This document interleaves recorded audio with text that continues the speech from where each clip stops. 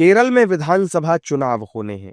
BJP ने इसके लिए कमर कस ली है, जिसकी वजह से रविवार को गृहमंत्री अमित शाह ने केरल के तिरुवनंतपुरम में बीजेपी के प्रतिनिधियों को संबोधित किया।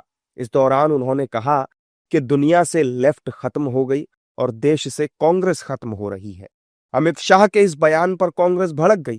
कांग्रेस की माने तो देश में कांग्रेस के 100 के करीब सांसद हैं, कई राज्यों में सरकार है, कांग्रेस खत्म नहीं हुई है। कांग्रेस के आज भी 100 एमपी हैं। बीजेपी के तो 2 एमपी रह गए थे और खत्म नहीं हुई। अगर 2 एमपी के बाद आप खत्म नहीं हुए तो कांग्रेस 100 एमपी के बाद कैसे खत्म हो जाएगी। आज भी कई प्रांतों में हमारी सरकारें हैं। अमित शाह जी, आप होम मिनिस्टर हैं, इस लेवल पे उतर के बात मत कीजिए। दिन भर झूठ बोलते हैं, झूठ में और नफरत में इनका जन्म हुआ, उसी में जीते हैं, उसी में आगे सोचते हैं। और केरला कितना आगे है। आज केरल शिक्षा में, स्वास्थ्य के इंडेक्स में, एजुकेशन में तो अमेरिका से आगे है। अगर बीजेपी जिस दिन वहाँ पहुँच गई तो केरल भी उत्तर प्रदेश, गुजरात जैसे होगा। जबकि एनडीए के नेता अमित शाह के बयान को एकदम सही बता रहे हैं। एनडीए के नेता कह रहे हैं कि अब केरल में बीजेपी का कार्यकर्ता सीएम पद की शपथ लेगा। केरल में कमल खिलेगा। तिरुवनंतपुरम से इसकी शुरुआत हो चुकी है। तिरुवनंतपुरम के मेयर भारतीय जनता पार्टी का कार्यकर्ता बन चुका है।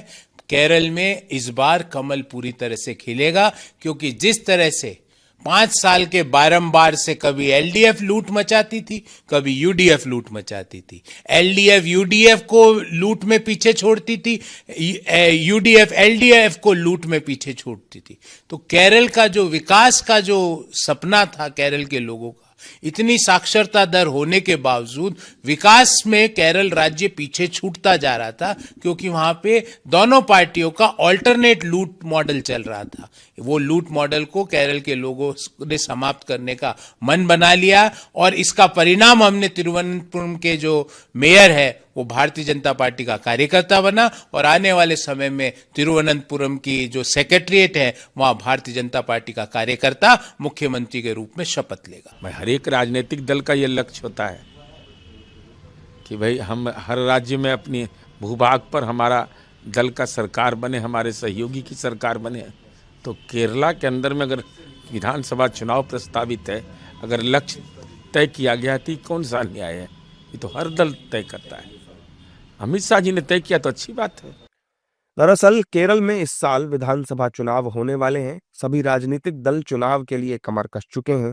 इसी की वजह से अमित शाह औपचारिक रूप से चुनावी कैंपेन की शुरुआत करने केरल पहुंचे थे, और इसी दौरान उन्होंने विपक्ष को भ्रष्ट करार दे दिया और दावा कर दिया कि इस बार केरल में बीजेपी की सरकार बनेगी।